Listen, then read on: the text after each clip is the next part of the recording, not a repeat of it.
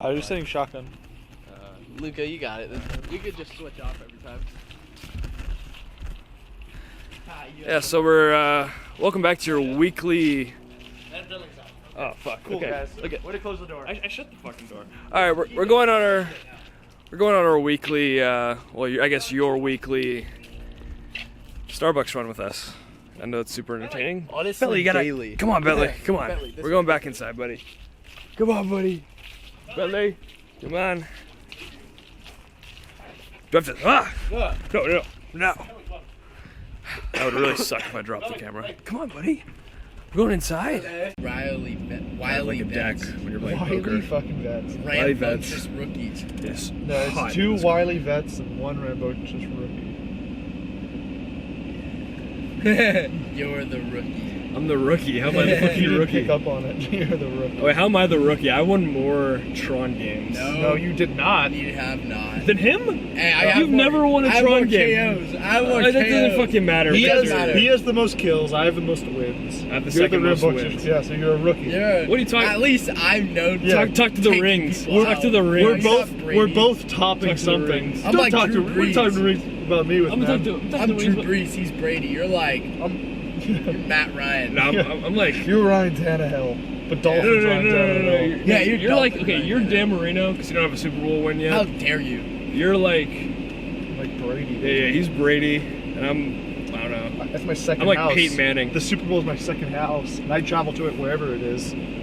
We're coming after you, Jimmy. Yeah, Jimmy. no, I'll kill you, Jimmy Fallon. Blart.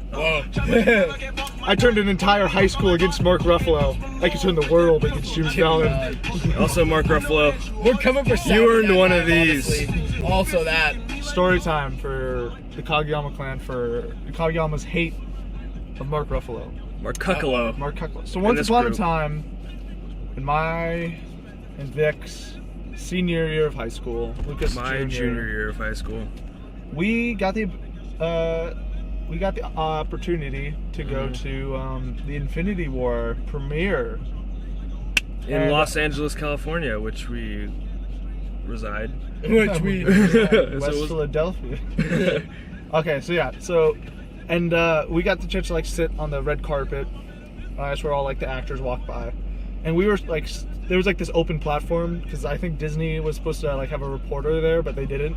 So Luca and I set up on that platform, and it was right next to the paparazzi.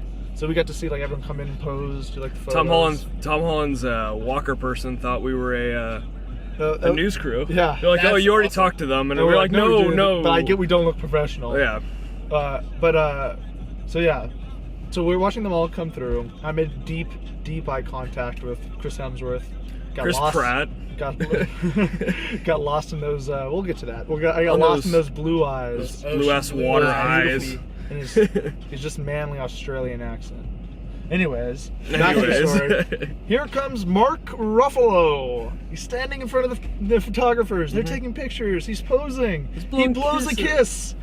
I look to Luca. I say, hey man, you gotta return the love. I go back. I go to blow him a kiss. As I'm here, he makes dead eye contact with me. I say, it's too late. I gotta continue. I blow the kiss to him, and he has the audacity to look at me like I'm a fucking weirdo. After I was just doing him a favor. I was returning the love to him. Mark dare Ruffalo's Yeah. face was just Yeah, so fuck you, Mark Ruffalo. You were cool. Now you're not. never. And then later on, we were feeling down after that because we were like, oh wow, so Mark Ruffalo is a. Oh no, morale was low because we felt So Hulk's an asshole. small. Oh yeah, no.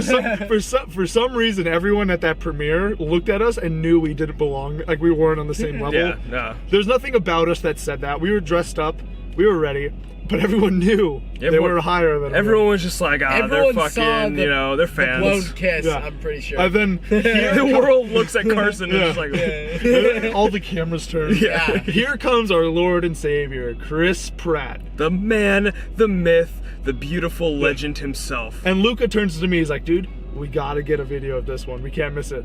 So we turn on the video camera. At this point, like, we didn't plan this well. Both our phones were at like 5%. Yes. So we were like, like we got to get it. So we like, here's like, this is the one, this is the one, this is the white whale, this is the one we have to capture.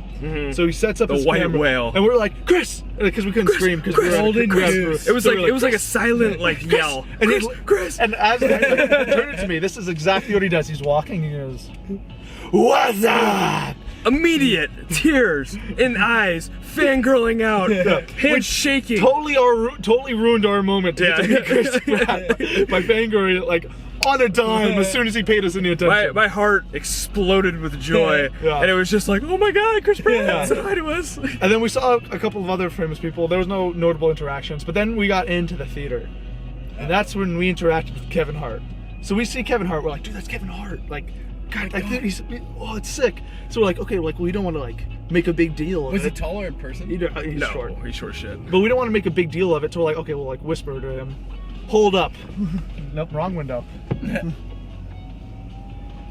Hi, welcome to Starbucks. What can we get started for you today? Hi, can I just get a venti hot coffee, please, with cream and sugar? Venti hot coffee, cream and sugar.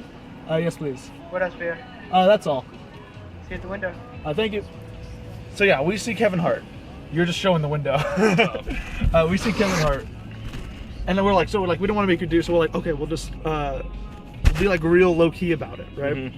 So I was like, okay. I was like, so we're like, Kevin. And we're like kind of waving at him, and he looks at his, like, Kevin. He's like, and he sits back down. Then the last interaction of the night was my blown opportunity to be a legend. I'm walking to the bathroom, right? We walk around the entire after party looking for the fucking bathroom. We finally find it. I'm about to walk in, and I bump into Scarlett Johansson herself. Wow. And I freeze.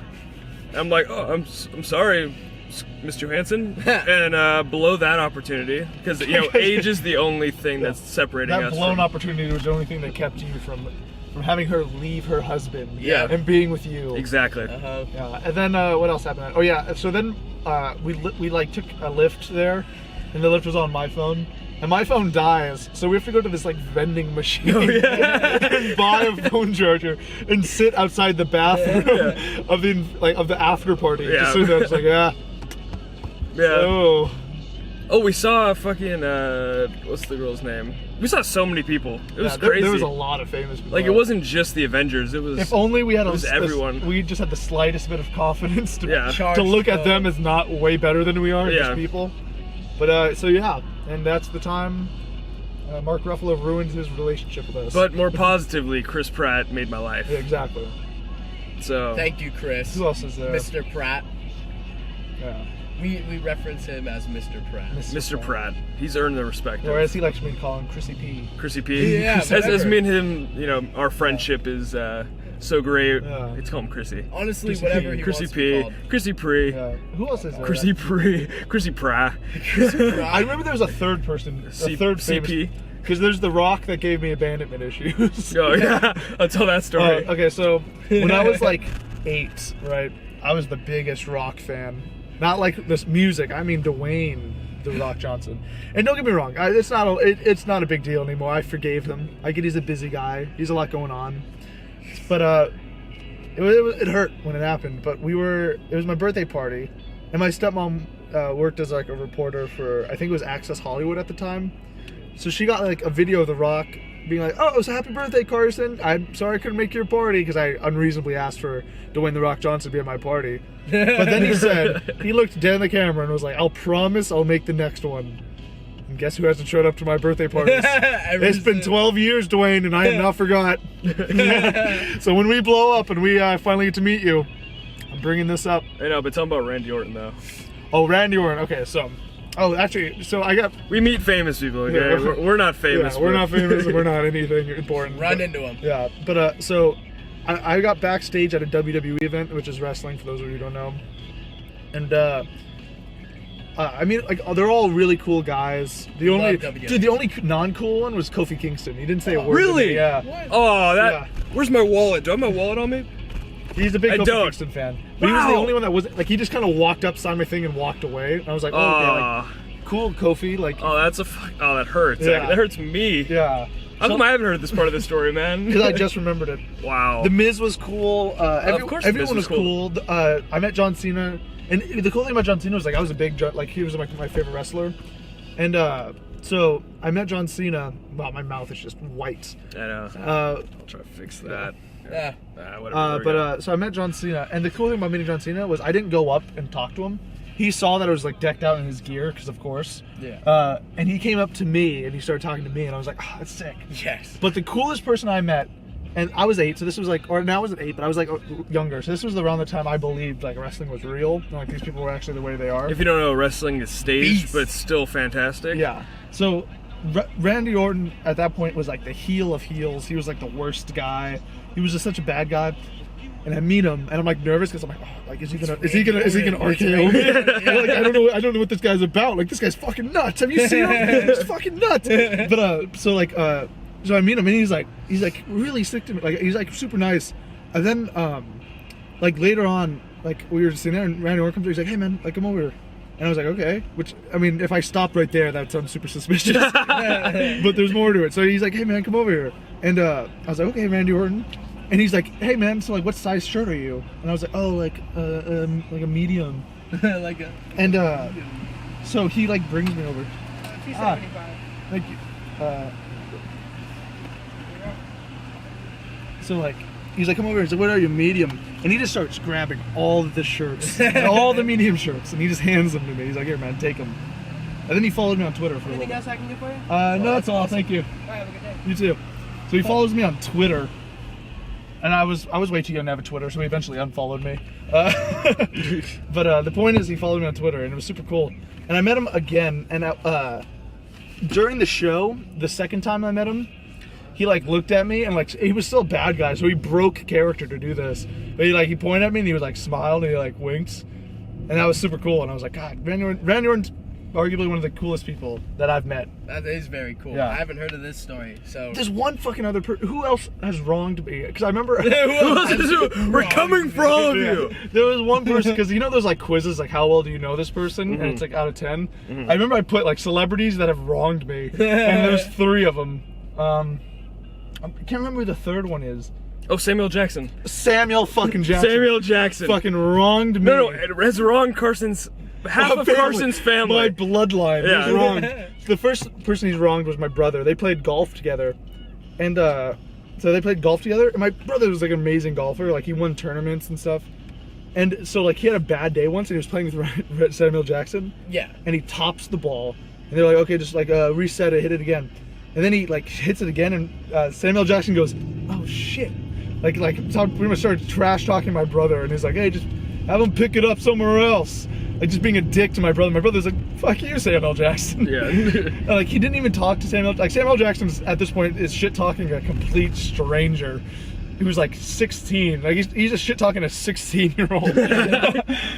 And so I should have heeded my brother's warning, but I was still a huge Samuel Jackson fan.